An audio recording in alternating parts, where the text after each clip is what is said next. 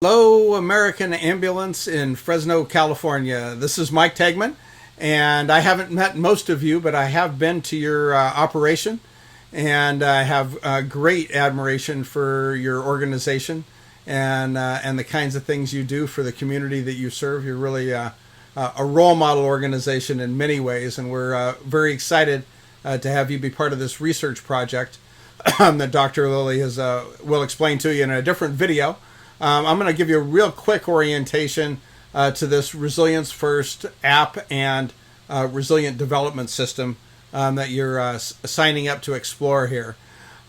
Historically, folks involved in emergency services have greater degrees of depression, anxiety, stress, PTSD, those kinds of things than almost any other profession in the world. And of emergency services providers, folks in EMS tend to have more issues with that than police or firefighters.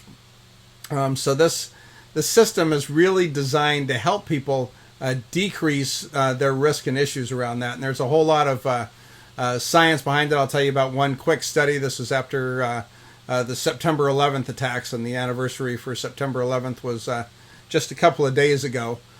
And when they first looked at folks who responded to the Twin Towers event in New York City, they found that between 8 and 12% of them actually showed PTSD. And then about 2.5 years later, they went back and reassessed everybody and found that rate had actually increased to between 16 and 17% of folks. And one of the thoughts is there's this concept of delayed onset PTSD.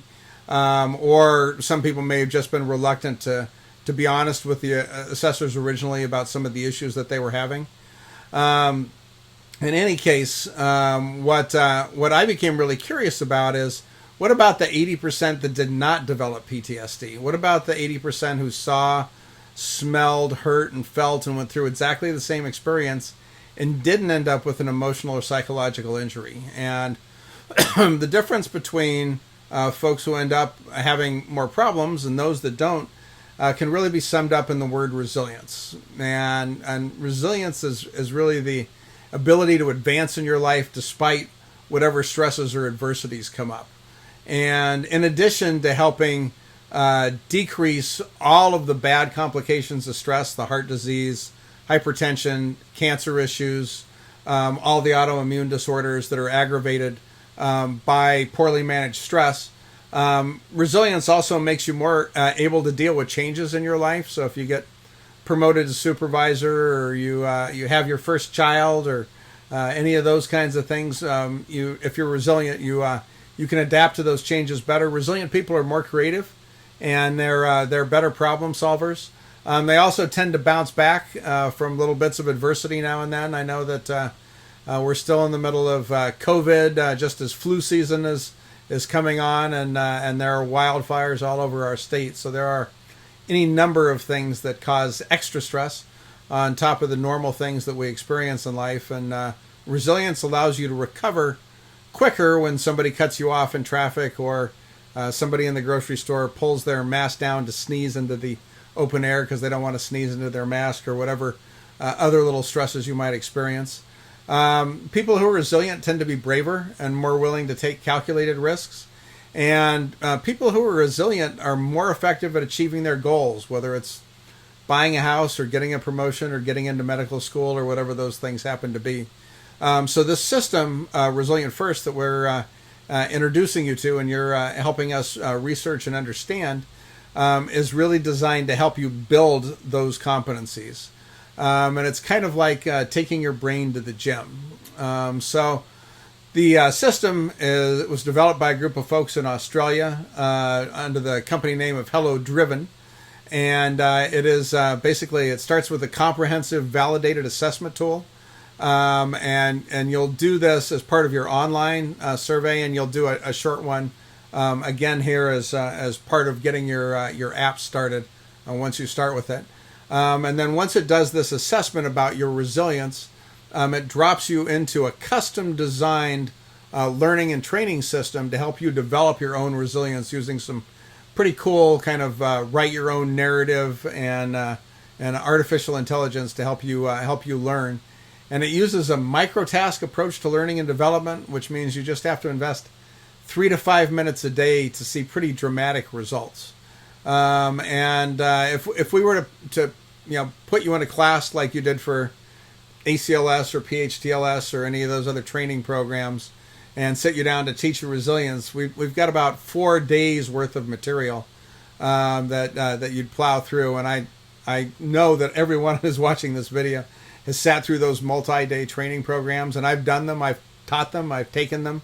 But 6 weeks or a month later, it's like if I can remember 2 or 3 things from a 2 or 3 day class, it'd be kind of remarkable.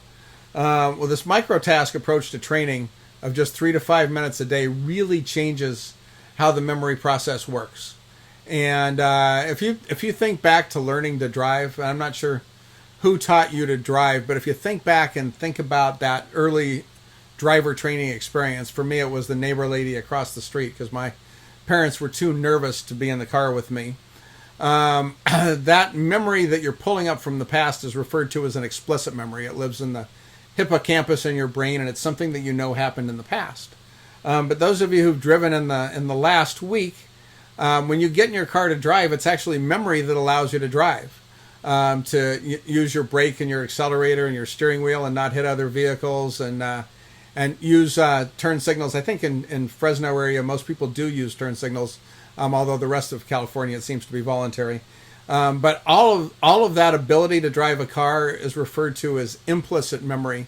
And it's memory that you don't experience as recalling from the past, but you just know how to do it. And the idea of the microtask training of ResilientFirst is to build resilience skills into your system so that they're implicit memory, so that you don't have to remember to do them. They just become things that you do automatically.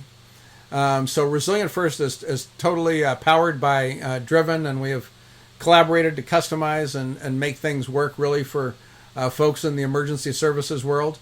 It starts with a proactive risk assessment, a quick 16-question, 2 or 3 minute quiz to give you a sense of your resilience.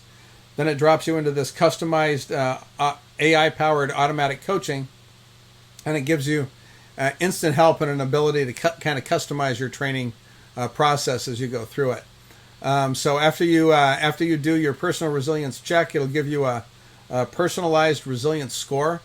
This score is totally confidential. Nobody in your organization will ever see your score unless you show it to them individually. It'll give you a census to your own resilience in 6 different domains of resilience: vision, composure, reasoning, health, tenacity, and collaboration, and give you a couple of different ways to kind of describe how your resilience is, and a little bit more information around it.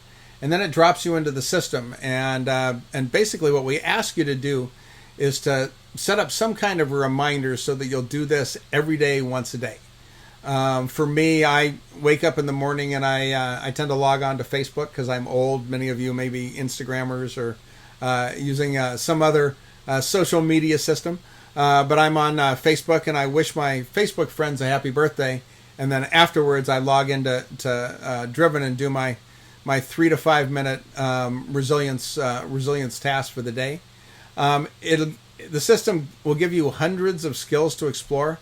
And they're tangible, quick, easy skills that make a huge difference in your life. I started seeing results in my relationship with my wife and my kid, and kind of my outlook at work and all those kinds of things right away. It also gives you the ability to kind of customize things. So if you touch these double circles at the top, it opens up a whole bunch of customized options for you. Where if you want to kind of step out of the training that's been programmed and you're really interested in building your personal financial skills, you can take the financial resilience course and plug into that for a couple of weeks. Or if you're going through something particularly difficult, the death of someone close to you, or the loss of a home during one of these wildfires, or any one of the other tragedies that can befall folks, you can hit the rewire and tougher challenges and obstacles. That's a much more in-depth kind of training program. If you're interested in doing more self-assessments, the mind and mental health section will give you a bunch of different quizzes you can take to learn about your stress level or your anxiety level or those kinds of things. And if you're looking to promote yourself at work, the work and employment is a good strategy for that. So this program is designed to basically put a resilience coach into your pocket on your smartphone. And our vision for this program is that at the end, emergency services providers, you in particular, will have lower anxiety, lower stress, lower PTSD than the general population and then your peers. So I'm really grateful for your willingness to help with this. If you have questions or comments about this, reach out at any point in time, and we'd be glad to help you. Thank you